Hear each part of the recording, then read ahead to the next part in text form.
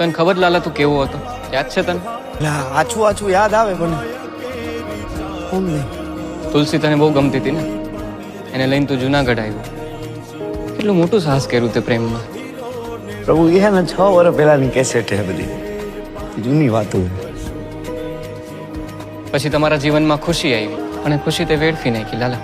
સમજ્યા કે તારા જીવનમાં મુશ્કેલી આવી ગઈ છે જ્યારે ખુશીનું એક્સિડન્ટ થયું ત્યારે. પણ એના પછી તે શું કર્યું? તું મારે એ બધું કરવું નતું પણ કેમ થતું કે મને કઈ ખબર જ ન પડી.